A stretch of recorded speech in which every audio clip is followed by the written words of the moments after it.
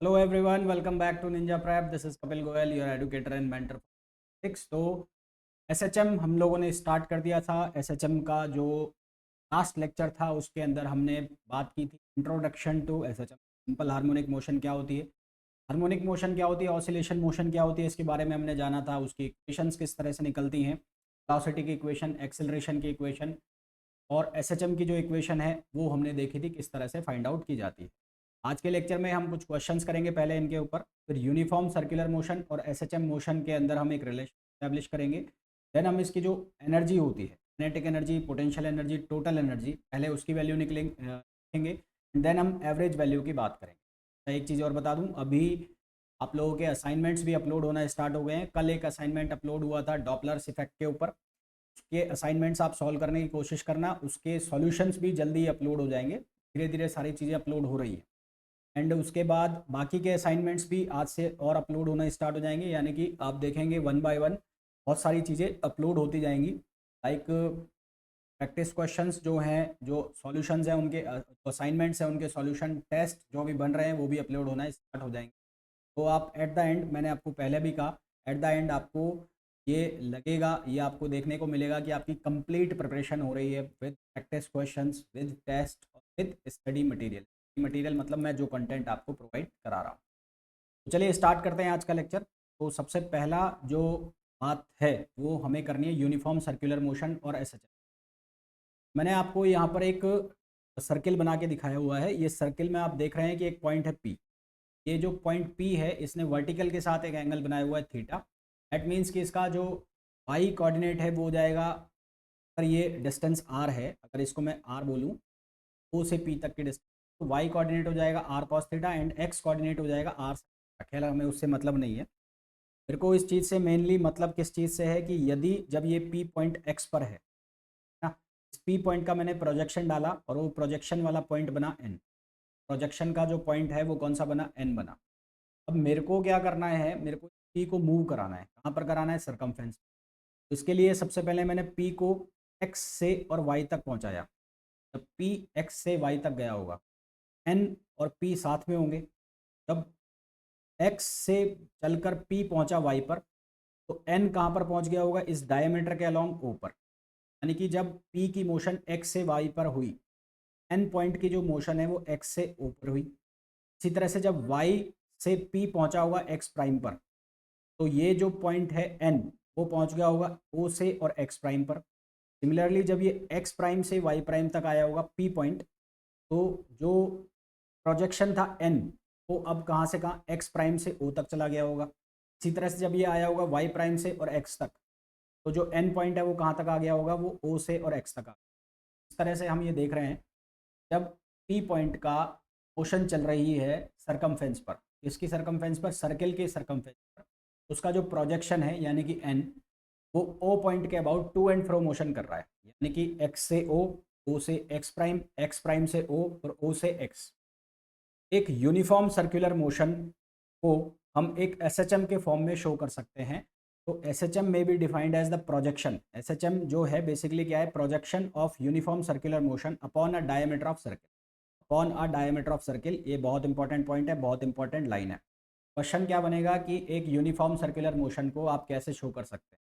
Uniform circular motion को हम कैसे शो कर सकते हैं, is equivalent to SHM on SHM, और projection of uniform circular motion is shown as SHM on the diameter of the circle. Circle के diameter पर इसको शो किया जाता है। यानी कि ये इस तरह से इसकी मोशन चलती रहेगी। तो ये पॉइंट था पी, इस पी पॉइंट को हम क्या नाम देते हैं, रेफरेंस पार्टिकल और जनरेटिंग पार्टिकल। ठीक है, this P point is known as reference particle और जनरेटिंग पार्टिकल। यहाँ तक बात क्लियर।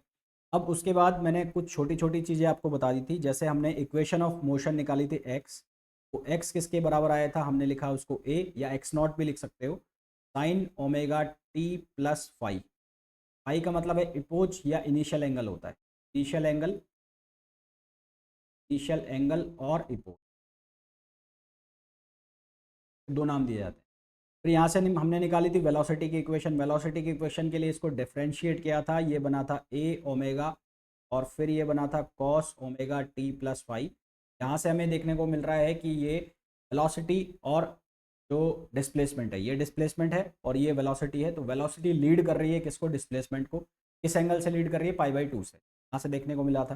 फिर हमने बनाया था एक्सेलरेशन, एक्सेलरेशन हमारा बना था -ω² a sine omega t plus phi, इस तरह से बन गया था। और एक्स डबल प्राइम की वैल्यू या एक्स डबल डॉट की वैल्यू आई थी -ω²x, जो कि रिक्वायर्ड कंडीशन होती है एसएचएम। तीन चीज़ें यहाँ से हमें मिली थी। फिर उसके बाद हमने वेलोसिटी का जो फॉर्मूला है वो ऐसे भी लिख लिया था, कैसे, v equals to omega √a² - x, √a² - x², ये फॉर्मूला भी है। कुछ बातें हमने ये जानी थी, क्या बातें जानी थी हमने, कि मीन पोजीशन के ऊपर वेलोसिटी होगी मैक्सिमम और एक्सट्रीम पोजीशन के ऊपर वेलोसिटी होगी मिनिमम। ठीक है, तो at x equals to 0, x equals to 0 velocity की वैल्यू आई थी मैक्सिमम, तो वो मैक्सिमम एम्पलीट्यूड कितना हो गया था, मैक्सिमम वैल्यू हो गई थी a ओमेगा। और at x equals to a, x equals to a पर v की जो वैल्यू आ गई थी वो आ गई थी 0। x इक्वल्स टू a पर v की वैल्यू आ गई थी कितनी, 0। सिमिलरली हमने एक्सेलरेशन की जब बात की तो a इक्वल्स टू कितना आया, -ω²x। At x equals to 0, at x equals to 0 a की जो वैल्यू है वो हो गई 0, and at x equals to a, यहाँ पर इसकी वैल्यू आ गई थी मैक्सिमम, और ये मैक्सिमम कितनी आई थी, -ω²a। माइनस साइन केवल ये शो कर रहा है कि जो डायरेक्शन ऑफ एक्सेलरेशन है वो हमेशा रहेगी किसकी तरफ, मीन पोजीशन की तरफ रहेगी। ये चीज़ें आपको मैंने लास्ट लेक्चर में भी बता दी थी और अब भी मैंने आपको ये रिकॉल करा दी। अब इनके ऊपर पहले, सबसे पहले तो हम कुछ क्वेश्चन सॉल्व करेंगे और देन हम फिर आगे की तरफ मूव करेंगे। तब आगे की जो चीज़ें हैं फर्दर उनको डिस्कस करेंगे। तो क्वेश्चन हमें ये दिया हुआ है कि एक डिस्प्लेसमेंट की इक्वेशन दी है और वो दिया है 10 साइन और ये लिखा है 20t प्लस 0.5, ये इक्वेशन है हमारे पास, 0.5 है। हमें ये बताना है कि what will be the value, what will be the value, what will be the value, value of a मतलब एम्पलीट्यूड, एम्पलीट्यूड। सेकंड हमें पूछा है frequency, angular frequency, angular frequency. Third हमें पूछा है फ्रिक्वेंसी, फिर हमें पूछा है time period and time period. ये 3-4 क्वेश्चन हमें पूछे। ठीक है, वैसे तो क्वेश्चन बहुत ही आसान है, फिर भी अगर आप लोगों को नहीं आता है तो सबसे पहले इस इक्वेशन को कंपेयर करना है। स्टैंडर्ड इक्वेशन क्या है, a sine omega t plus five. इस इक्वेशन से हमें कंपेयर करना है। इस इक्वेशन से कंपेयर करोगे तो a जो है, a को हम कहते हैं एम्पलीट्यूड, a को हम क्या कहते हैं, एम्पलीट्यूड। यहाँ से एम्पलीट्यूड की जो वैल्यू आ गई वो आ गई 10। पहला तो आपका ये सॉल्व हो गया एम्पलीट्यूड। फिर नेक्स्ट आपको बोला है ओमेगा, और ओमेगा यहाँ पर कितना लिखा हुआ है 20, तो ओमेगा की वैल्यू हो गई 20, यानी कि एंगुलर फ्रिक्वेंसी। फिर ओमेगा इक्वल्स टू होता है 2πf, तो ओमेगा की वैल्यू होती है 2πf, तो 2πf हो गया 20।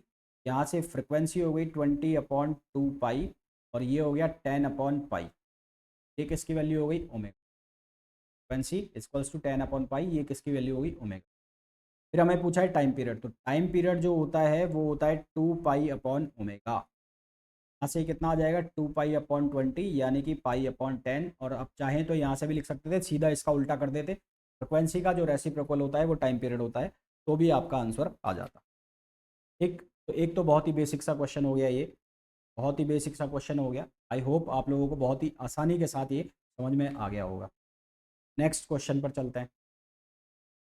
नेक्स्ट क्वेश्चन में हमें गिवन है एक्स टी इक्वल्स टू, हमें बोला है 5 cos 2πt और प्लस π/4। तरह से हमें एक इक्वेशन दी है डिस्प्लेसमेंट। तो सबसे पहले हमें ये बताना है displacement at time equals to 0। पहला जो क्वेश्चन है, first question, displacement at time t equals to 0। इसमें कुछ नहीं करना है, यहाँ पर t बराबर 0 लिखा है, यहाँ पर t लिखा हुआ है, वहाँ 0 लिख दो। तो लिखोगे तो ये क्या बनेगा, x0 इक्वल्स टू 5 कॉस, ये कितना हो जाएगा 2π इंटू 0 प्लस π/4। ये क्या बनेगा 5 कॉस ये 2 पाई इंटू 0 0 खत्म, ये हो गया पाई/4। कॉस पाई/4 की वैल्यू 1/√2, तो ये हो जाएगा 5/√। ये x0 यानी कि इनिशियल डिस्प्लेसमेंट की वैल्यू हो, ये किसकी वैल्यू हो गई, इनिशियल डिस्प्लेसमेंट 5/√2 मीटर। देन हमें इस क्वेश्चन में फिर नेक्स्ट पूछा है कि इसका टाइम पीरियड बताओ, है ना। नेक्स्ट जो क्वेश्चन इसमें पूछा है वो पूछा है टाइम पीरियड। टाइम पीरियड की वैल्यू निकालनी है, तो टाइम पीरियड किसके इक्वल होता है, वो होता है 2 पाई/ओमेगा, वो होता है 2 पाई/ओमेगा। ओमेगा की वैल्यू इस क्वेश्चन में कितनी है, 2 पाई है। ई इक्वल्स टू कितना हो गया, 2 पाई/2 pi equals to 1 second. Time period जो आ गया वो कितना आ गया, 1 सेकेंड आ गया। ठीक है, सेकेंड क्वेश्चन ये हो गया। फिर थर्ड हमें पूछा है वेलोसिटी बतानी है। थर्ड हमें क्या पूछा है, velocity. What will be the velocity, what will be the velocity. Third जो चीज़ हमें पूछी है वो पूछी है velocity, what will be the velocity. Velocity के लिए आप क्या करोगे, या तो आप इसको डिफरेंशिएट कर दो टाइम के रेस्पेक्ट में और फिर इसका आंसर निकाल लो। ठीक है, इसको टाइम के रेस्पेक्ट में डिफरेंशिएट करके आंसर निकाल दो, एक तरीका तो है ये। दूसरा है वो v equals to omega a square minus x square, वो वैल्यू रखो और आंसर निकाल लो। वेलोसिटी कहाँ बतानी है, t इक्वल्स टू 0 पर, एट t इक्वल्स टू 0 पर। ठीक है, तो एक तो आपके पास तरीका है कौन सा वाला, ये वाला, v equals to omega √a² minus x. T बराबर 0 पर आपके पास x की वैल्यू भी है, ओमेगा आपके पास ऑलरेडी है, कितना है 2 पाई। a की वैल्यू आप लोगों के पास है कितनी है, 5। a की वैल्यू है तो 5 का स्क्वायर हो जाएगा 25। x की वैल्यू कितनी है, 5/√2, तो ये हो जाएगा 25/4 ना, कितना हो जाएगा 25/4। ये आएगा 2 पाई, 25 बाहर निकलेगा, 25 बाहर निकलेगा तो 5, यहाँ कितना बचेगा 1 माइनस 1/4। तो फर्दर आप सॉल्व करोगे तो ये बनेगा 3/4, और 3/4 का रूट निकालोगे तो √3/2। बी की जो वैल्यू हो जाएगी वो हो जाएगी 2 पाई 5√3/2। 2 से 2 कैंसिल हो जाएगा तो वेलोसिटी आ जाएगी 5 पाई √, ये वैल्यू आ जाएगी किसकी, वेलोसिटी। एक तो तरीका हो गया ये इसको सॉल्व करने का। ठीक है, ऐसे सॉल्व कर सकते हो। दूसरा तरीका क्या हो सकता है इसको सॉल्व करने का, कि आप जो ये लिखा हुआ है डिफरेंशिएशन, इसको सॉल्व करो। डिफरेंशिएशन जो लिखा हुआ है, ये सॉरी डिफरेंशिएशन नहीं, डिस्प्लेसमेंट जो लिखा हुआ है तो डिफरेंशिएट कर दो टी के रेस्पेक्ट में। ये क्या बनेगा, वेलोसिटी। और 5 कॉस, तो इसका डिफरेंशिएशन होगा तो ये बनेगा माइनस में, तो 5 साइन बनेगा ये, 5 साइन, 5 साइन, और मल्टीप्लिकेशन आएगा किसका, 2 पाई का। ये बन जाएगा, मैं पहले इसको लिख देता हूँ, 10 पाई बन जाएगा। ये बन जाएगा 10 पाई, क्योंकि 2 पाई मल्टीप्लाई होगा, और साइन 2 पाई/2 पाई t प्लस पाई/4। ये हमारे पास आंसर आएगा। अब t बराबर 0 पर हमें कैलकुलेट करना है, t इक्वल्स टू 0 क्या बनेगा, -10 पाई साइन 2 पाई t वैल्यू 0 रखते ही तो यहाँ कितना बच जाएगा, यहाँ बच जाएगा साइन पाई/4। साइन पाई/4 की वैल्यू कितनी होती है, 1/√2 ना, साइन पाई/4 की वैल्यू होती है 1/√2, तो ये हो जाएगा 10 पाई, और ये हो जाएगा 1/√2, तो ये हो गया √2। ठीक है, माइनस साइन ये शो कर कॉस था तो यहाँ से माइनस आ गया। एम्पलीट्यूड लेना है हमें सिर्फ, तो इसको आप सिंप्लीफाई कर लो। क्वेश्चन में गड़बड़ हुई है कुछ,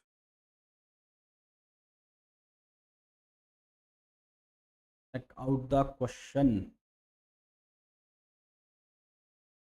एक्स की वैल्यू कितनी है, 5/√2 है ना, गड़बड़ क्या हुई है, x square t equals to 0 पर।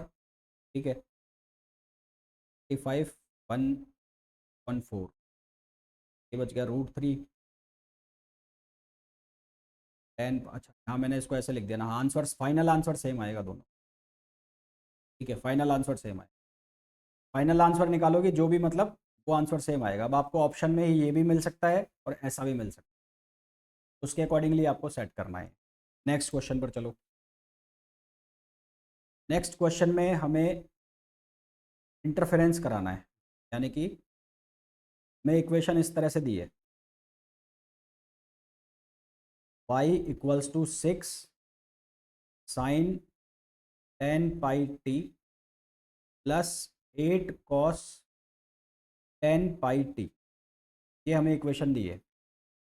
हमें ये बताना है कि इस इक्वेशन में टाइम पीरियड क्या हो, टाइम पीरियड नहीं, फाई की वैल्यू बतानी है और amplitude. What will be the what will be the amplitude and angle and direction, ये बताना है। देखो भाई, अभी यहाँ पर दो एसएचएम है अलग अलग, और दो एसएचएम को इन्होंने क्या कराया है, सुपर इम्पोज कराया है। इसका आंसर बताना है। हालांकि आंसर मैं इसको एक लाइन में भी लिख सकता हूँ, पर पहले मैं आपको पूरा जो मेथड है वो बता देता हूँ, उसके बाद इसको हम डिस्कस करते हैं। तो y जो है y, इसको मैंने स्टैंडर्ड फॉर्म में लिख लिया, a sine omega t plus five, a sine omega t plus five. अब एक कन्फ्यूज़न हो सकता है बच्चों को, कई बार मैं x बराबर a साइन ओमेगा टी ले रहा हूँ और कहीं पर मैं x बराबर एक साइन कॉस ओमेगा टी ले रहा हूँ। हमने जो एसएचएम है उसको प्रोजेक्ट किया कहाँ पर, सर्किल के ऊपर, सर्कुलर मोशन हो रही थी इस पार्टिकल की। तो अगर मैं एंगल ले लेता हूँ यहाँ से, इसका जो ये प्रोजेक्शन है, ये वाला प्रोजेक्शन, ये हो जाएगा x, ये x की वैल्यू हो जाएगी a कॉस, अगर मैं इसको लिख देता हूँ कैपिटल A, ये हो जाएगा capital A cos omega t. और जो इसका y वाला प्रोजेक्शन है ये हो जाएगा y equals to a sine omega. अगर मैं इसका प्रोजेक्शन ले लेता हूँ इस तरह से, यानी कि अगर मैं वर्टिकल सर्किल में रख देता हूँ इसको, वर्टिकल सर्किल में रखने का मतलब है कि ये हॉरिजेंटल सर्किल है। जब एंगल बन रहा है कहाँ से, एक्स एक्सिस से, तो दैट मीन्स वो हॉरिजेंटल प्लेन है। जब मैं वर्टिकल प्लेन की बात कर रहा हूँ तो एंगल बन गया यहाँ से। उस केस में y जो है उसकी वैल्यू हो जाएगी a कॉस ओमेगा टी, और x की जो वैल्यू है वो हो जाएगी a sine omega T. Standard operation, जो स्टैंडर्ड एप्लीकेशंस है उनमें हम y की वैल्यू को लेकर चलते हैं a sine omega t plus five, और x की वैल्यू को लेकर चलते हैं a साइन कॉस में ना। इसी तरह से अभी आपको ये डिपेंड करेगा कि एंगल कहाँ से दिया हुआ है, तो इस चीज़ में कन्फ्यूज़न बिल्कुल भी नहीं होना है, कन्फ्यूज़ नहीं होना है कि कब साइन ओमेगा टी ले रहे हो कब कॉस ओमेगा टी ले रहे हो। ये डिपेंड कर रहा है कि ये एंगल कहाँ से बन रही है। ठीक, y equals to a sine omega t plus five. अब पहले तो मेरे को ये बताओ, साइन a प्लस बी का जो फॉर्मूला है, साइन a प्लस बी का फॉर्मूला वो क्या होता है, वो होता है साइन a कॉस बी और कॉस a साइन बी। ये बनता है sine a cos b plus cos a और साइन बी। ये जो फॉर्मूला है इस फॉर्मूला को मैंने यहाँ पर यूज़ किया। जब मैं इस फॉर्मूला को यहाँ पर यूज़ करूँगा तो मेरे पास क्या बनेगा, a sine omega t cos five plus a cos omega t और साइन फाइव। ठीक है, a sine omega t cos five plus a cos omega t sine. अब मैं यहाँ पर कुछ कंसीडर करूँगा। मैं क्या कंसीडर करूँगा कि a साइन ओमेगा टी, अब ये इक्वेशन लो, ये इक्वेशन और ये इक्वेशन दोनों को लिख लो यहाँ पर। ये y लिख दिया मैंने, इसको लिख दिया 6 साइन 10 पाई टी, और ये हो गया, पहले मैं इसका स्टैंडर्ड तरीका बता दूँ आप, उसके बाद कंपेयर करेंगे।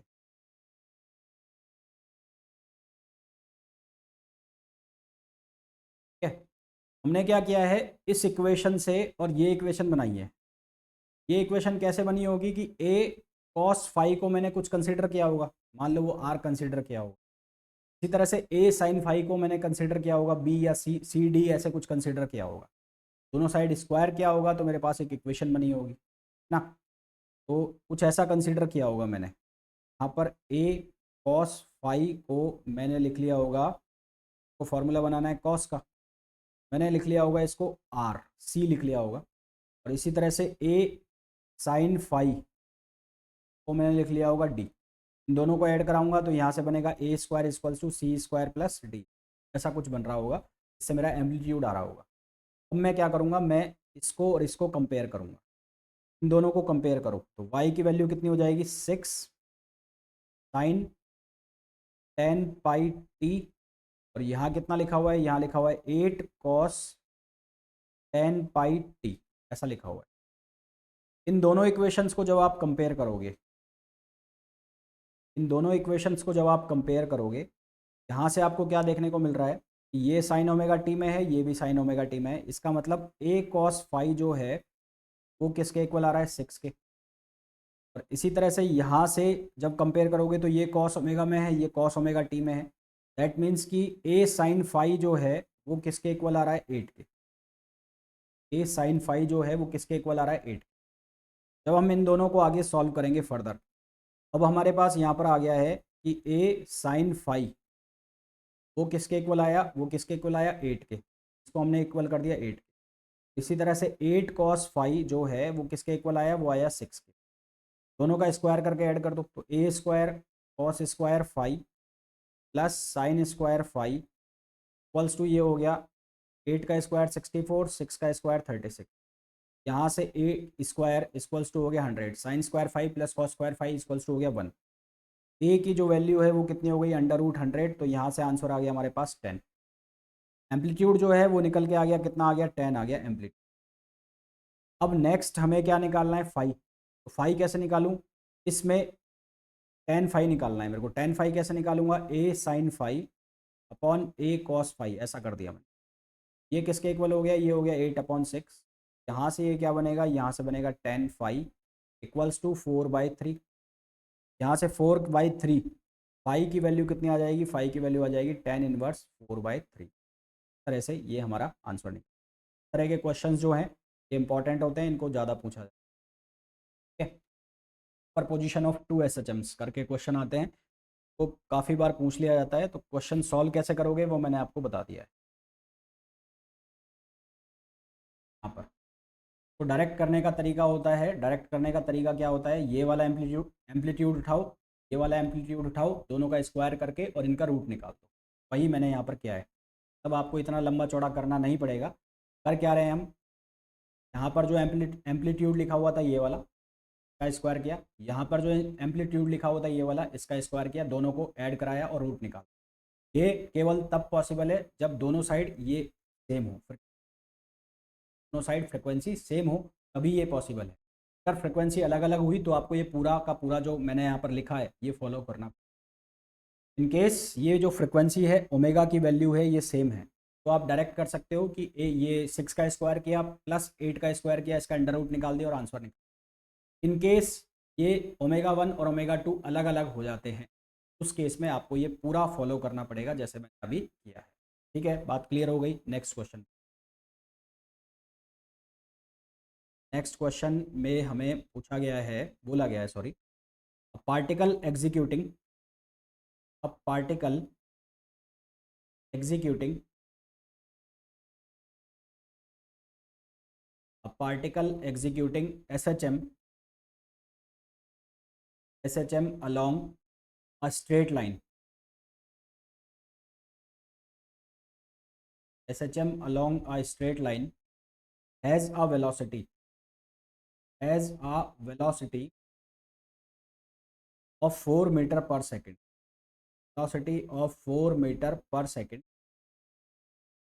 when when at a distance when at a distance when at a distance 3 meter 3 meter from the mean position, from the mean position, when at the distance of 3 meter from the mean position and velocity, ये है ये पूरा question. Particle execute SHM along a straight line has a velocity 4 meter per second when at a distance 3 meter from the mean position, full stop। Second है and 4 meter per second and 3 meter per second, 3 meter per second when at a distance when at a distance of 4 meter from it, find the time find the time it takes find the time it takes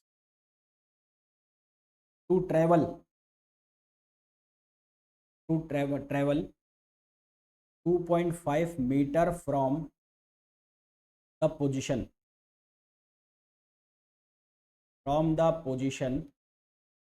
extremely, extremity, position extremity, sorry, extremity of its oscillation, of its, देखो ये extremity का मतलब क्या है, दूर, and point के ऊपर। तो हमें दो कंडीशंस दी हुई है। एक कंडीशन में हमें ये बोला है कि जो पार्टिकल है वो एग्जीक्यूट कर रहा है SHM along a straight line, has a velocity 4 metre per second. यहाँ पर जो वेलोसिटी है वो है 4 मीटर पर सेकेंड, और डिस्टेंस कितनी है, 3 मीटर है। और सेकंड बोला है कि वेलोसिटी है 3 मीटर पर सेकेंड, और जो डिस्टेंस है वो कितनी है, 4 मीटर। ठीक है, हम यहाँ पर फॉर्मूला यूज़ करेंगे वेलोसिटी का। कौन सा formula, v equals to omega under root a square minus x square. ये फॉर्मूला हम यहाँ पर माइनस एक्स। सबसे पहले तो मैं इस वाली कंडीशन के लिए लिख लेता हूँ, तो 4 यहाँ पर है, 4 equals to omega a square ऐसा का ऐसा एज इट इज़, एक्स कितना है, 3 है फर्स्ट केस में, तो ये हो जाएगा 9, इसको लिख दिया मैंने फर्स्ट। और सेकंड केस के लिए वेलोसिटी हो गई 3 ओमेगा, ये कितना हो जाएगा, ए स्क्वायर माइनस डिस्टेंस कितनी हो गई है, 2.5 है, ये 4 मीटर, ये हो गया 16, और ये हो गया सेकंड केस। 4 को डिवाइड कर दो 3 से, इक्वेशन फर्स्ट को डिवाइड कर दो सेकंड से। कैसे डिवाइड करो कि इसको स्क्वायर करके डिवाइड कर लो, या पहले डायरेक्ट डिवाइड कर लो, 4/3, और ये कितना बनेगा, ये बनेगा under root a square minus 9 upon, ये बन गया ए स्क्वायर माइनस 60।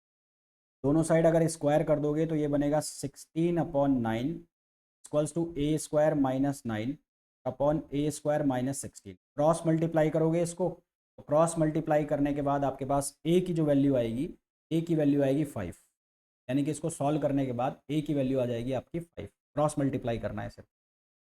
हमें ये पूछा है find the time it taken to travel 2.5 metre from the position extremity. 2.5 metre पर लाना है इसको पोजीशन एक्सट्रीमिटी से। ध्यान से सुनना, पोजीशन एक्सट्रीमिटी का क्या मतलब है। सबसे पहले ओमेगा की वैल्यू मैं निकाल लेता हूँ। ओमेगा की वैल्यू कैसे निकालूंगा, ए आ गया मेरे पास। अब इक्वेशन फर्स्ट यूज़ करी मैंने, equation first is equals to 4 omega, और यहाँ पर ए स्क्वायर माइनस क्या लिखा हुआ है, 9। ए की वैल्यू मैंने डाल दी 5, तो ये हो गया 4 ओमेगा, 5 का स्क्वायर हो गया 25 माइनस 9। और यहाँ से जब आप इसको सॉल्व करोगे, ओमेगा की वैल्यू आ जाएगी आपके पास 1 रेडियन पर सेकेंड। 1 रेडियन पर सेकेंड ओमेगा की वैल्यू आ गई। आपको क्या पूछा है, आपको पूछा है टाइम पीरियड निकालना है। टाइम पीरियड भी कहाँ से पूछ रहा है, पोजीशन एक्सट्रीमिटी से। पोजीशन एक्सट्रीमिटी का मतलब क्या है कि अगर ये पार्टिकल ऐसे जा रहा है, वाई में जा रहा है, तो वाई में बना लेते हैं। अगर ये पार्टिकल की मीन पोजीशन की लाइन ये है, तो ये वाई में मैक्सिमम यहाँ तक गया, यहाँ तक गया, तो ये मैक्सिमम कितना गया, एम्पलीट्यूड, एम्पलीट्यूड कितना है इसका, 5 है, 5 मीटर।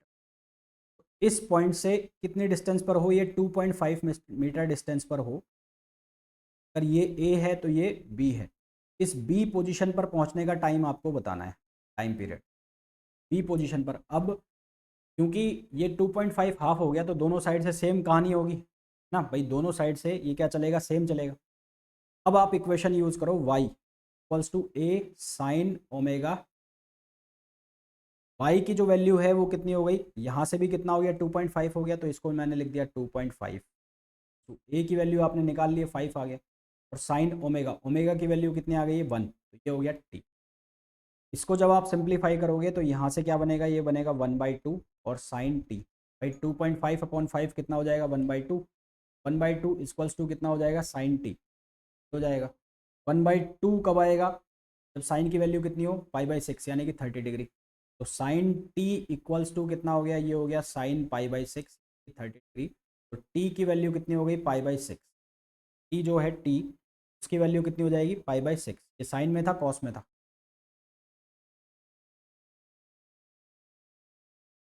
एक्स बराबर ए है ना, यहाँ पर गिवन नहीं है, तो इसको कॉस में ले लो, कॉस में, इसको ले लो कॉस में। जब तक गिवन ना हो, जब तक एक्स बराबर ए साइन ओमेगा टी और वाई बराबर ए कॉस ओमेगा टी। और अगर गिवन हो तो उस केस में फिर तो चलने दो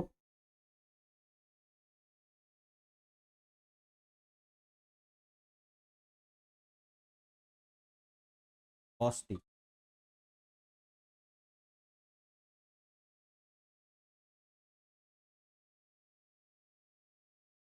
यहाँ से आ जाएगा cos t equals to cos, एक कब को पाई/3 पर होगा, पाई/3, टी की वैल्यू हो जाएगी पाई/3। मैं आपको ये बोल रहा हूँ कि जैसे इस क्वेश्चन में यहाँ साफ साफ गिवन था, इस क्वेश्चन के अंदर इक्वेशन वाई में बन रही है और साइन कॉस में बन रही है। तो यहाँ पर मैंने इस तरह से इस इक्वेशन को बनाया, क्योंकि यहाँ पर साइन कॉस में आंसर चल रहा है, ठीक है, और वाई में हमें गिवन है। उसके पहले जब तक गिवन नहीं, यहाँ पर जैसे एक्स में गिवन है कॉस में, तो यहाँ पर हमने इसको कॉस में चलाया, और इसके पहले हम इसको चला रहे थे साइन में। तो हम स्टैंडर्ड किस में चलाएंगे, साइन में ही चलाएंगे, एक्स बराबर ए साइन ना, जब तक हमें गिवन ना हो। अगर हमें वहाँ पर लिखा है वाई बराबर ए साइन, उस केस में हम किस में चलाएंगे, साइन में आंसर। इस चीज़ में कन्फ्यूज़न मत रखना, मैंने आपको ये बता भी दिया है कब साइन में चलेगा और कब कॉस में चलेगा, ठीक है। क्योंकि हमने जो डिराइव करके आंसर निकाला था, तो हमने इक्वेशन ऑफ एसएचएम लिखी थी, वहाँ लिखा था d2x upon dt2 plus omega square x बराबर 0।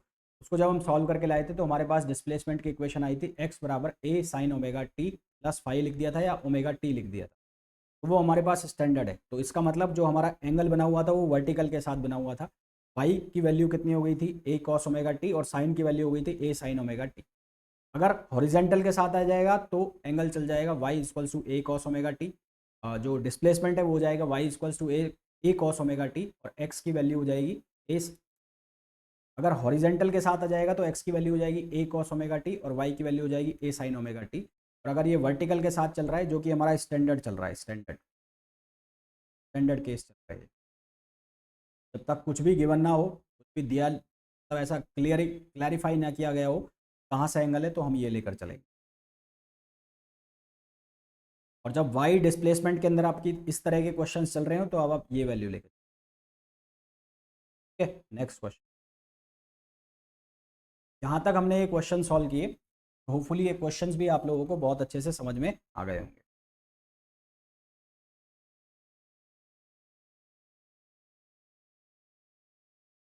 ये क्वेश्चंस आप लोगों को अच्छे से समझ में आ गए। अब हम बात करते हैं energy in SHM, energy in SHM से स्टार्ट कर देता हूँ। एनर्जी इन एसएचएम, देखो भाई, एनर्जी हमें निकालनी है तो हम दो एनर्जी निकालेंगे, एक हम निकालेंगे काइनेटिक एनर्जी और एक निकालेंगे हम पोटेंशियल एनर्जी। सबसे पहले मैं काइनेटिक एनर्जी की बात कर लेता हूँ। काइनेटिक एनर्जी, काइनेटिक एनर्जी की मैं बात करूँ, इसको हम टी से भी लिखते हैं। ये बराबर होता है हाफ एम वी स्क्वायर, इसका इक्वल होता है हाफ एम वी स्क्वायर। हमारे पास जो टी है काइनेटिक एनर्जी वो लिखा है half m v square. We have the value of x, x की वैल्यू क्या है, a sine omega t, pi नहीं लिख रहा मैं, पाई को मैंने जीरो मान लिया। एक्स डॉट की वैल्यू कितनी हो जाएगी, ए ओमेगा कॉस ओमेगा टी की वैल्यू हो जाएगी। ये एक्स डॉट की वैल्यू अगर मैं यहाँ सब्सटीट्यूट करता हूँ तो क्या बनेगा, हाफ एम, ये हो जाएगा ए स्क्वायर ना, और ओमेगा स्क्वायर और कॉस स्क्वायर ओमेगा टी, ये वैल्यू बन जाएगी। ए स्क्वायर ओमेगा स्क्वायर और कॉस स्क्वायर ओमेगा टी, ये वैल्यू हमारे पास आ गई। क्लियर। अब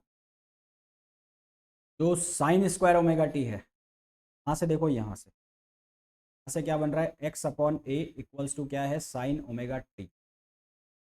तो कॉस ओमेगा टी को क्या लिखा जा सकता है, उसको लिखा जा सकता है 1 minus sign omega T, square omega T, क्या लिखा जा सकता है, 1 minus sign square omega T. That means कि जो कॉस ओमेगा टी है वो किसके बराबर हो गया, 1 minus square upon a. Yes और नो, ये किसके बराबर हो गया, 1 minus x square upon a square. यहाँ से ये क्या बन गया, 1/2 m a square omega square, cos की जगह मैंने लिख दिया कॉस ओमेगा टी है और हमारे पास लिखा हुआ है स्क्वायर, हमारे पास स्क्वायर लिखा हुआ है तो हमारे पास क्या वैल्यू आ जाएगी, 1 माइनस एक्स स्क्वायर अपॉन ए, वैल्यू आ गई। ए स्क्वायर मैंने ले लिया एलसीएम, ए स्क्वायर जब मैंने एलसीएम ले लिया तो 1/2 ये बनेगा m a square omega square upon a square, ये बन गया a square minus x square, a square से ए स्क्वायर कैंसिल आउट हो गया। हमारे पास जो काइनेटिक एनर्जी है उसकी वैल्यू कितनी आ गई है, kinetic energy equals to 1/2 m, और ये कितना आ गया, omega square, 1/2 m omega square a square minus x, ये हमारे पास काइनेटिक एनर्जी की वैल्यू आ गई है। अब अगर मैं बोलूँ mean position, at mean position, at mean position. Mean position के ऊपर क्या होगा, एक्स की वैल्यू 0, एक्स की वैल्यू 0 तो काइनेटिक एनर्जी या टी वो हो गया मैक्सिमम। उसने अपनी मैक्सिमम कितनी वैल्यू दी, उसने अपनी maximum value the 1/2 m⍵² A value they the maximum. अब हमें ये जानते हैं, हम क्या जानते हैं, हम एसएचएम पढ़ के आ चुके हैं या हमने वेव्स भी पढ़ा है। उसमें हमने पढ़ा है कि ओमेगा स्क्वायर इसके बराबर होता है k/m ना। अभी नहीं पढ़ा है तो मैं वापस आपको, जब हम सिंपल पेंडुलम का पढ़ेंगे तब मैं बता दूंगा। और अभी हम एसएचएम की इक्वेशन भी पढ़ चुके हैं। ओमेगा स्क्वायर इक्वल्स टू क्या होता है, k/m। तो यहाँ से k जो स्प्रिंग कांस्टेंट होता है वो किसके बराबर हो जाएगा, m। जो काइनेटिक एनर्जी है ई मैक्स तो हम क्या लिख देंगे, उसको लिख देंगे हाफ k स्क्वायर। ये कहाँ पर है, ये मीन पोजीशन पर चल रही है। ठीक है, कहाँ पर बात चल रही है, मीन पोजीशन। इसी तरह से मैं एक्सट्रीम पोजीशन पर जब बात करूँ, eight extreme position, extreme position, extreme position का मतलब है एक्स की वैल्यू प्लस माइनस ए है, एक्स की वैल्यू प्लस माइनस ए है। एक्सट्रीम पोजीशन की जब मैं बात करता हूँ, एक्स की वैल्यू क्या है, प्लस माइनस ए। उस केस में जो काइनेटिक एनर्जी है वो हो जाएगी मिनिमम। मिनिमम क्यों हो जाएगी, क्योंकि काइनेटिक एनर्जी जो यहाँ पर आप लिखोगे, आप क्या लिखने वाले हो, आप लिखोगे हाफ m⍵²। आप ए स्क्वायर में से ही ए स्क्वायर को माइनस करोगे, जो आंसर मिलेगा 0। आपके पास जो काइनेटिक एनर्जी है उसकी कौन सी वैल्यू आ जाएगी, minimum value. At mean position kinetic energy is maximum. Note, at mean position, mean position K E is max. उस मैक्सिमम की वैल्यू कितनी है, हाफ m⍵² ए स्क्वायर। तो आप ऐसा भी लिख सकते हो हाफ k a स्क्वायर। और eight extreme position, eight extreme position, extreme position के ऊपर जो काइनेटिक एनर्जी है उसकी वैल्यू है मिनिमम, और जो कि कितना हो रहा है, 0। एक्सट्रीम पोजीशन पर काइनेटिक एनर्जी मिनिमम है और उसकी वैल्यू बन रही है। यहाँ तक क्लियर। आगे अब हम निकालेंगे पोटेंशियल एनर्जी। कौन सी एनर्जी निकालेंगे, पोटेंशियल। पोटेंशियल एनर्जी अगर मैं निकालता हूँ, potential energy, potential energy, potential energy जो है उसको हम यहाँ पे कैसे लिखेंगे, हमारे पास है डिस्प्लेसमेंट। भाई हमारे पास जो है वो क्या लिखा हुआ है, डिस्प्लेसमेंट लिखा हुआ है। डिस्प्लेसमेंट लिखा हुआ है तो उससे हमें निकालनी है पोटेंशियल एनर्जी। तो हमारे पोटेंशियल एनर्जी निकालने के लिए हमें चाहिएगा फोर्स, क्योंकि पोटेंशियल एनर्जी है क्या, energy due to position. Potential energy क्या है, एनर्जी ड्यू टू पोजीशन। और हमने ये पढ़ा है कि एसएचएम में पार्टिकल मीन पोजीशन के about to and fro motion करेगा। ये पार्टिकल अगर इधर जाएगा तो फोर्स पकड़कर इसको वापस खींच रहा होगा ना, तो काम करना पड़ेगा, मतलब इस फोर्स के अगेंस्ट काम करना पड़ेगा इस पॉइंट को यहाँ ले जाने के लिए। क्या कहने का मतलब ये है, ये मीन पोजीशन है, ये मीन पोजीशन है। इस मीन पोजीशन से पार्टिकल को यहाँ ले जाना है। पार्टिकल के ऊपर हमेशा एक रीस्टोरिंग फोर्स रहेगा जिसकी वैल्यू कितनी रहेगी, F इक्वल्स टू माइनस के। अगर मेरे को पार्टिकल को यहाँ से यहाँ ले जाना है तो मेरे को इस फोर्स के अगेंस्ट काम करना पड़ेगा। और जो एनर्जी है वो हम जानते हैं, एनर्जी जो है वो किसके इक्वल होती है, वर्क के। तो अगर मैं वर्क निकाल लूँगा तो मेरे को कौन सी एनर्जी मिल जाएगी, पोटेंशियल एनर्जी मिल जाएगी। अब मैं यहाँ अगर लिखता हूँ रीस्टोरिंग फोर्स, रीस्टोरिंग फोर्स जो है हमारे पास, वो रीस्टोरिंग फोर्स की जो वैल्यू है F वो किसके बराबर है, माइनस के एक्स। माइनस साइन क्या शो कर रहा है कि जो इस पार्टिकल पर फोर्स रहेगा वो हमेशा किधर की तरफ रहेगा, मीन पोजीशन की तरफ रहेगा। मैं ये बोल रहा हूँ कि इस पार्टिकल को अगर यहाँ से यहाँ आपको ले जाना है तो इस फोर्स के अगेंस्ट काम करना पड़ेगा। वर्क डन, एक स्मॉल पार्टिकल के लिए, एलिमेंट के लिए ले लें, वर्क डन की जो वैल्यू होगी, वर्क डन वो कितना होगा, dW इक्वल्स टू कितना होगा, माइनस F/dx। मतलब मैंने एक स्मॉल डिस्प्लेसमेंट पर उसको बढ़ा दिया आगे। पूरे के लिए क्या करना पड़ेगा, पूरे के लिए आपको क्या करना पड़ेगा, इसको इंटीग्रेट करना पड़ेगा। तो इंटीग्रेट करोगे कैसे, ये हो जाएगा W equals to, pen change कर, कलर सॉरी, ये हो जाएगा W और इसको इंटीग्रेट कर दिया आपने कहाँ से कहाँ तक, 0 से x तक। तब आप यहाँ लेके जा रहे हो पूरा, ये हो जाएगा माइनस F/dx, माइनस F/dx। अब F की वैल्यू जो है वो कितनी है, माइनस के एक्स। यहाँ पर F की वैल्यू रख दो तो माइनस माइनस क्या हो जाएगा, प्लस, 0 से x, ये हो जाएगा के एक्स डी एक्स। इसको आप सिंप्लीफाई करोगे तो आपके पास W की वैल्यू आ जाएगी हाफ के एक्स स्क्वायर। यही किसके इक्वल हो जाएगी? पोटेंशियल एनर्जी के। और यही किसके इक्वल हो जाएगी? Potential energy. अब जो आपके पास x है, x की वैल्यू आपने लिखी हुई है a साइन ओमेगा टी। यहाँ से अगर आप इसको a साइन ओमेगा टी के फॉर्म में लिखना चाहते हो तो वैसे भी लिख सकते हो ना। तो पोटेंशियल एनर्जी जो है इसकी वैल्यू क्या बनेगी? इसकी वैल्यू बनेगी P E equals to half k, और ये बन जाएगा a square sine square omega t. आप इसको ऐसे भी लिख सकते हो पोटेंशियल एनर्जी। जैसे आपने वहाँ पर इसको लिखा था काइनेटिक एनर्जी को कॉस के फॉर्म में, यहाँ पर इसको आप लिख सकते हो पोटेंशियल एनर्जी को साइन के फॉर्म। ठीक, अब मीन पोजीशन के ऊपर बात करें। At mean position, at mean position, mean position के ऊपर मतलब एक्स की वैल्यू कितनी ले रहे हैं आप? 0। यहाँ एक्स की वैल्यू 0 हो गई तो जो पोटेंशियल एनर्जी है उसने अपनी कौन सी वैल्यू दी? मिनिमम। मिनिमम वैल्यू क्या दे दी? 0। Eight extreme position, extreme position का मतलब क्या है? एट एक्सट्रीम, एक्सट्रीम पोजीशन का मतलब क्या है कि x की वैल्यू या तो प्लस है या माइनस है। उस केस में जो पोटेंशियल एनर्जी है वो हमेशा कितनी आएगी? Half k x square, half के ए स्क्वायर, सॉरी, कितनी आएगी? हाफ के ए स्क्वायर, हाफ के ए स्क्वायर। ठीक है, ये वैल्यू आ गई मैक्सिमम। अब एक बात ध्यान देने की वाली ये है कि मीन पोजीशन के ऊपर काइनेटिक एनर्जी मैक्सिमम थी जबकि पोटेंशियल एनर्जी 0 है, और जबकि एक्सट्रीम पोजीशन पर काइनेटिक एनर्जी 0 थी और पोटेंशियल एनर्जी क्या है? मैक्सिमम।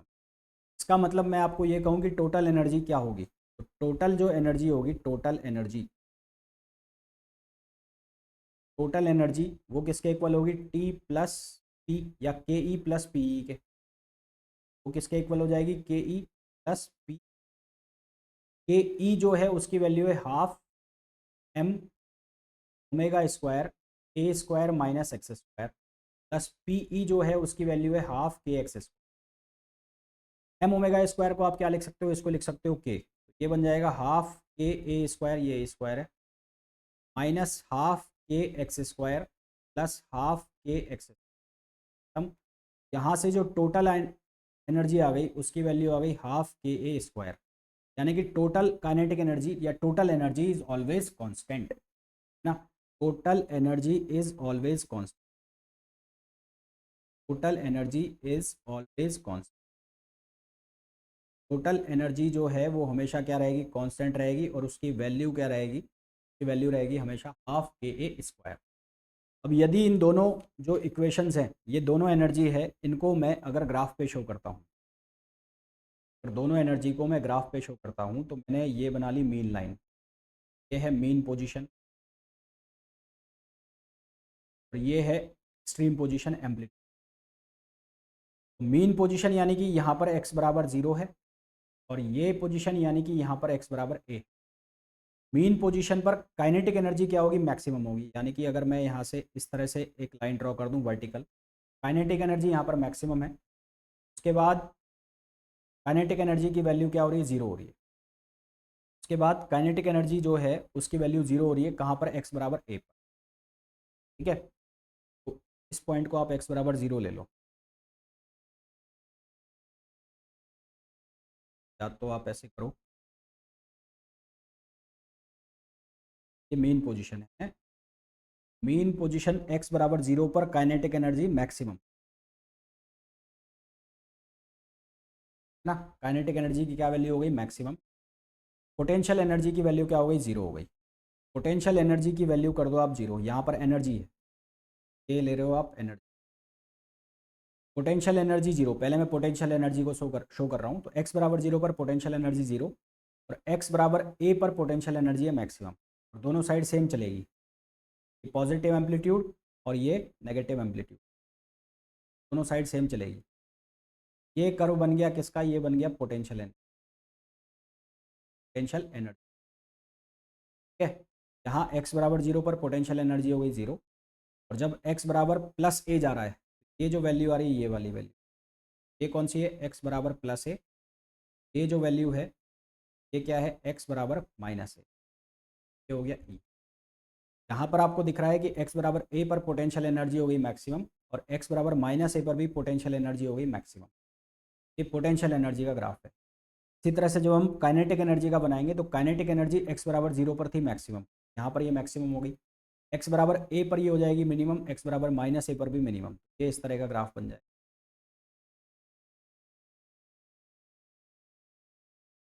और इन दोनों का कंबाइंड, तो ये किसका कर्व हो गया, ये kinetic energy, kinetic energy.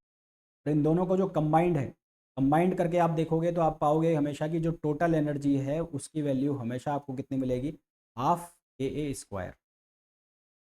Combined जो ग्राफ बनेगा उसमें टोटल एनर्जी हमेशा आपको मिलेगी कितनी, हाफ AA। ठीक है। तो अभी इस लेक्चर के अंदर हमने पढ़ा, हमने क्या क्या पढ़ा कि अभी तक जो हमने पढ़ा, हमने पहले एक तो सबसे पहले देखा कि एक यूनिफॉर्म सर्कुलर मोशन के ऊपर कोई पार्टिकल यदि सर्कुलर मोशन कर रहा है तो उसके जो प्रोजेक्शंस हैं वो एसएचएम होंगे, और वो एसएचएम किसके अलोंग होगी, वो डायमीटर जो बनेगा उसके अलोंग एसएचएम, जो डायमीटर बन गया उसके अलोंग एसएचएम। फिर हमने बहुत सारे क्वेश्चन किए, हमने उस क्वेश्चंस में ये देखा कि कब आपको कॉस लेना है, कब आपको साइन लेना है, ये मैंने आपको बताया। फिर जब दो जो एसएचएम है वो एक दूसरे से जब सुपर इम्पोज करती है तो उसके क्वेश्चन कैसे सॉल्व करेंगे, ये मैंने आपको बता दिया बहुत अच्छे से। और फिर उसके बाद हमने निकाली इनकी पोटेंशियल एनर्जी और काइनेटिक एनर्जी। अब क्या होगा नेक्स्ट लेक्चर में, इसके ऊपर कुछ क्वेश्चंस हम करेंगे, हम निकालेंगे एवरेज। अभी मैंने सिर्फ total average, total kinetic energy और टोटल पोटेंशियल एनर्जी निकाली है। नेक्स्ट जो लेसन होगा, नेक्स्ट जो वीडियो होगा उसमें हम बात करेंगे average kinetic energy, average potential energy, कुछ क्वेश्चंस करेंगे। और नेक्स्ट लेक्चर में फिर हम स्टार्ट कर देंगे सिंपल पेंडुलम। सिंपल पेंडुलम को पढ़ेंगे हम, सिंपल पेंडुलम के क्या क्वेश्चंस बन सकते हैं, कंपाउंड पेंडुलम, कंपाउंड पेंडुलम के क्या क्वेश्चंस बन सकते हैं। एक चीज़ और, अब आप लोगों को असाइनमेंट मिल भी आना चालू हो गए हैं। कल एक असाइनमेंट आ गया था, 2-3 असाइनमेंट आज के डेट में आ जाएंगे, यानी कि जो ग्रुप वेलोसिटी और फेज वेलोसिटी है उनके असाइनमेंट आपको आज मिल जाएंगे। उसके अलावा जो ट्रैवलिंग वेव्स वगैरह के जो असाइनमेंट है वो भी आपको आज मिल जाएंगे। क्वेश्चंस लगाना, सॉल्व करो। इस असाइनमेंट्स के जो सॉल्यूशन है वो मैं रेगुलर बेस पे अपलोड करता रहूँगा। ये चीज़ें पढ़ते रहना, ऐसा नहीं है कि एक दिन इकट्ठा करके एक दिन में मतलब 10 दिन पढ़े नहीं, 11वें दिन आप कह रहे हो कि आज ही मैं सारा सिलेबस निपटा दूंगा, तो ऐसे मत करना। रेगुलरिटी में इनको लगातार देखते रहना, इनको लगातार देखोगे, एक बार पढ़ने के बाद इनको बार बार रिवाइज़ करोगे, चाहे 2x पे लगा के रिवाइज़ करो, तो आपको चीज़ें याद होना स्टार्ट होंगी। याद होना स्टार्ट होंगी तो सीधी सी बात है आपके क्वेश्चंस। हाँ, इस वीडियो में इतना ही, मिलेंगे नेक्स्ट वीडियो में। Till then, thank you.